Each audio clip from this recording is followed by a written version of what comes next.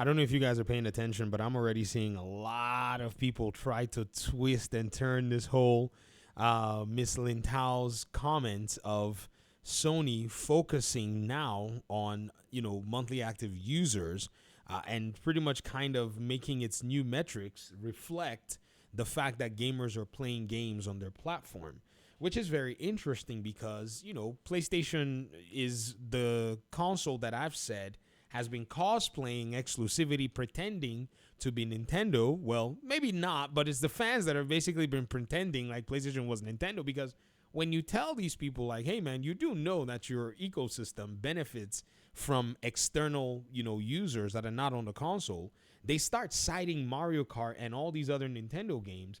But many of them don't necessarily talk about the fact that a lot of their games are selling well on PC and putting PlayStation on the map and even making for first-party sales for PlayStation. In fact, here's something that's very interesting. Did you know that if PlayStation is counting all of its first-party units of games sold, that it considers even its games sold on Xbox as first-party games, even though they weren't published by them? For instance, MLB The Show is a PlayStation first-party game. Every copy of MLB The Show 2025, or whatever the MLB The Show was that came out that sold on Xbox, is an addition to the PlayStation first-party unit sales.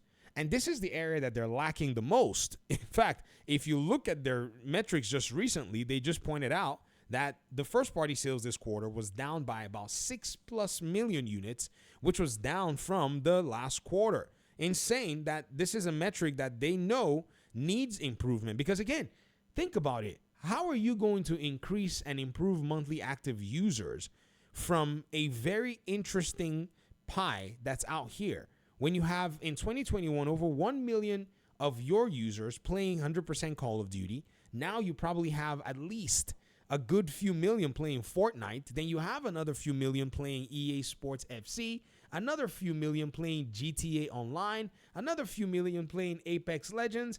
I mean, your folk are just all playing these live service games all over the place, making these companies money. Sure, you get a little slice here and there.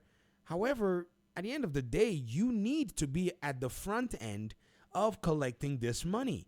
If you're not at the front end of collecting this money, all you basically become is some kind of a host at the end of the day, and you have hardware and services and infrastructure to support when it actually does come down to it as your bread and butter. So perhaps PlayStation now sees that, hey man, we could leverage our, selves in a way that gives us the hardware, which is basically that piece of the pie, and also the software piece of the pie. However, in the area of software, they really are lacking. They have not invested very well in their software cadence, in their software proposition. And I was saying this months ago. I said, PlayStation has basically, in my opinion, misappropriated what it should have been using money for. Locking down third-party games is not a viable strategy. You don't own those IPs. You can't transform those IPs. You can't do anything to those IPs. Let me show you guys something very crazy. Let me show you what I mean.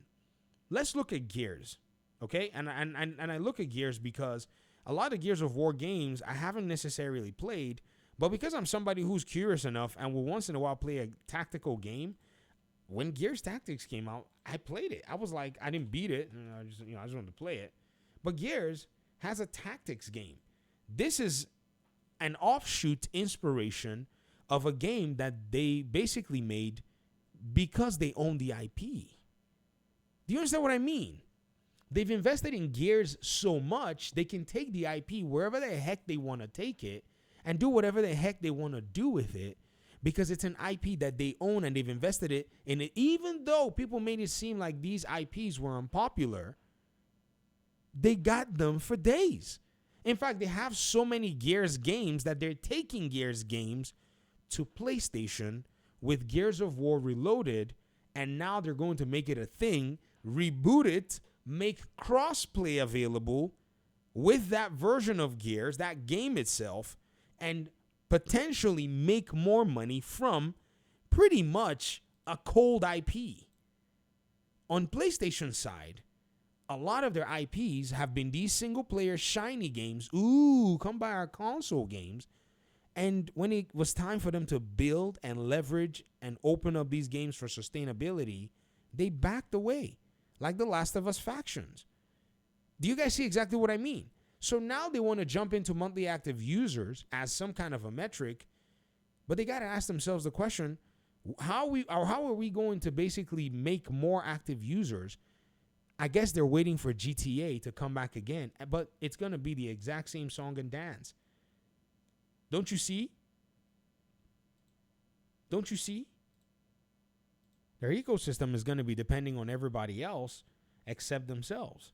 Whereas PlayStation is going to also be leveraging their ecosystem and also leveraging its ecosystem. It's the one piece of the puzzle that I've seen a lot of these so-called PlayStation fanboys, in a sense, pretend that they can't see. For instance, Plume Gaming is a YouTuber that covers a lot of Xbox content. He cites Hazard Gaming, Dragon of Dojima's comments on, what PlayStation is going to be doing, basically going into, engagement and MAUs because they drive profitability. And this person, Lucky Reloaded, said, considering focus on MAU didn't increase Xbox revenue, I'd say they're both wrong. Well, how do you know it didn't increase Xbox revenue?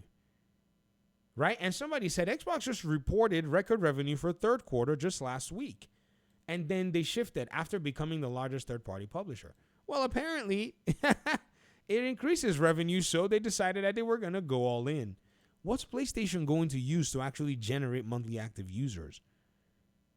To generate more? Because you reach your peak. Only so many people that want to play Fortnite on your platform are going to play Fortnite and EA Sports and all this stuff. But what else are you going to present as, an avenue for more monthly active users? Well, they're going to bring in these live service games, but these live service games are not legacy games. They almost have no, umph to them in terms of an identity. I mean, compare the identity, and I'm not saying anything bad about Marathon, but compare the identity that's been established by a game like Destiny compared to Marathon. I think a Destiny 3 game should have been made. I don't know what the heck a Marathon game is doing, but the identity that you see in a Destiny game that could have basically come out the door really swinging is the way to go. Even Ubisoft Massive backtracked back to a Division 3 game because the Division 1 and Division 2 had already created brand identity. Even the Heartland offshoot that they tried to make that they killed, that was not being made by Massive, that didn't even have the DNA at the end of the day. So PlayStation is now in a position where they must leverage their recognized IPs. Canceling these games, back and forth have been weird. The Spider-Man multiplayer aspect of the game, canceled. Like, just so many things. The God of War multiplayer part, canceled. At least they're going to bring the Horizon one, but Horizon is not really as popular as they make it seem. Who knows? It may be good, but still. They had a lot of opportunity in different titles and different games that they could have leveraged. But a lot of PlayStation gamers are asking, where are all these games? And they're not seeing them. Because you see, you have to have given people like the infamous game for your new generation to find a way to basically go ahead and make what I think is, a party version, a co-op version of Infamous or something that they can identify with. And when they had the opportunity to do it with Uncharted, right, they backed away. So this is going to be very interesting at the end of the day when everyone is trying to go ahead and figure out what in the world is going on. And PlayStation can't necessarily find itself in the pool of everybody else because everybody else understands exactly where the investment should be. And that's just the reality. I digress. Talk to me in the comment section. Thanks for watching the video, guys. Peace out.